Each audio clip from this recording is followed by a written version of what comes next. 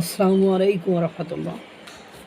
5ই August 2025 সালের 5ই August ইতিহাসের বিকৃতির দিনে ঘটন অনেক কিছুই ঘটেছে, একাধিক স্থানে একাধিক স্টাইলে। দিন শেষে বর্তমান অন্তর্বর্তীকালীন সরকারের প্রধান ডক্টর ইউনূস, যিনি গত 2024 সালের 8ই আগস্ট বাংলাদেশের ক্ষমতা গ্রহণ করেন, তিনি জাতির উদ্দেশ্যে দেওয়া ভাষণ দিয়েছেন এবং বলেছেন 2026 সালের রোজার আগে অর্থাৎ ফেব্রুয়ারিতে ত্রয়োদশ জাতীয় নির্বাচন আয়োজনের প্রস্তুতি নিতে নির্বাচন কমিশনকে চিঠি দিবেন। ডক্টর ইউনূস তার ভাষণের শেষ দিকে বলেছেন, এবার সবাই আনন্দ সহকারে ভোট দিতে পারবেন। যদি সবাই আনন্দ সহকারে ভোট দিতে পারেন, যদি সবার কথা ধরি, তাহলে কি আওয়ামী লীগ জাতীয় পার্টি সহ 14 দলের সকলে ভোট দিতে পারবে? যদি তারা তাদের পছন্দ মতো দল ও প্রার্থীকে ভোট না দিতে পারে, তাহলে সেটা সবার ভোটাধিকার বা সবাই ভোট দিতে পারবেন এটা হবে, না এক পেশে বিতর্কিত নির্বাচন হবে? এটা কিন্তু এখন আলোচনার বিষয়। যেহেতু আপনারা জানেন যে নির্বাহী আদেশে বাংলাদেশ আওয়ামী লীগ এর সকল কার্যক্রম সাময়িকভাবে স্থগিত করেছেন। অ্যাটর্নি জেনারেল ইতিমধ্যে বলেছেন যে এই স্থগিতই হলো স্থায়ী স্থগিত আমার মনে হয়। তার মানে তাই যদি হয়, তাহলে কিন্তু আপনার আওয়ামী লীগ অংশগ্রহণ করতে পারবে বলে মনে হয় না। তাহলে সেটা সবাই বলাটা কেমন একটা বিতর্কিত আওয়াজ। ডক্টর ইউনূসের ভাষণের আগে কিংস পার্টির নেতাদের হঠাৎ কক্সবাজারে ভ্রমণ এবং এটা নিয়ে মিডিয়া, সোশ্যাল মিডিয়া এবং ইলেকট্রনিক মিডিয়ার গণমাধ্যম, স্বীকৃত গণমাধ্যমগুলোতে হইচই পড়ে গিয়েছে যে এই মানিক মিয়া এভিনিউতে কোটি টাকা খরচ করে অনুষ্ঠানের আয়োজন করলো ডক্টর ইউনূস। আর যারা এখানে এই ঘোষণাপত্র পাঠ করা হবে, আর যারা সেই ঘোষণাপত্রটাকে নিয়েই এতদিন লাফালাফি দাফাদাফি ছোটাছুটি করলো, তারাই সেই অনুষ্ঠানে না থেকে কক্সবাজারে এমন কি গুরুত্বপূর্ণ কাজ সেখানেই যেতে হলো। অনেকে যেহেতু বলছে পিঠাদ্দি হাঁসের সাথে মিটিং করার জন্য নাকি তারা সেখানে গিয়েছে, সেটা সত্যতা মিথ্যতা পরে জানা যাবে। এখন প্রশ্ন হলো, নাসিরউদ্দিন পাটোয়ারিকে প্রশ্ন করা হয়েছে যে আমরা পদযাত্রা করে টায়ার্ড হয়ে গেছি, তা টায়ার্ডনেস কাটানোর জন্য গিয়েছি, তা টায়ার্ডনেস কাটানোর জন্য 24 ঘন্টায় কক্সবাজারে এমন কী বা মধু আছে বা কী বা আছে যে 24 ঘন্টায় টায়ার্ডনেস কেটে যাবে।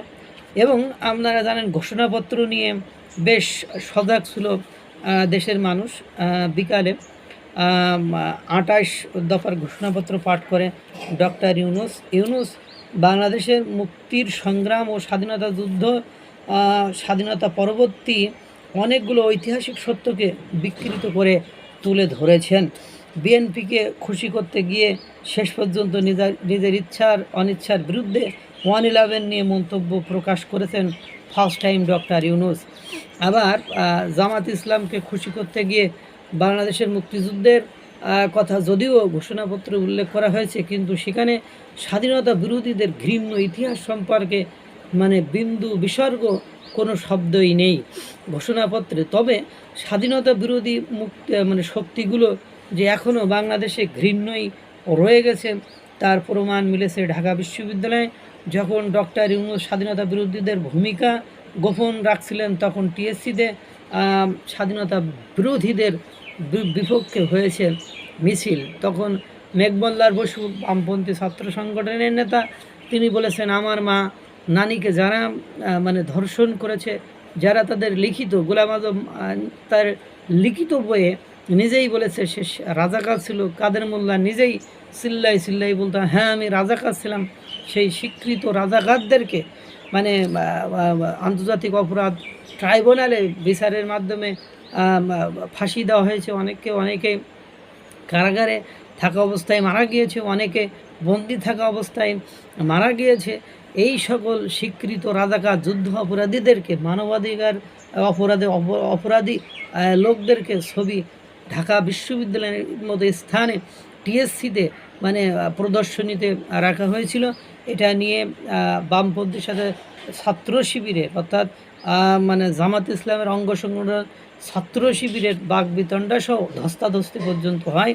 পরবর্তীতে প্রক্টর সেখানে এসে সেই ছবিগুলো ছড়িয়ে ফেলে এবং মেঘমল্লার বসুরা জামাত শিবিরের বিরুদ্ধে একের পর এক মানে স্লোগান দিতে থাকে। যদিও তার বিপরীতে দাঁড়িয়ে মানে জামাত শিবিরেরও ছাত্ররা স্লোগান দেয়।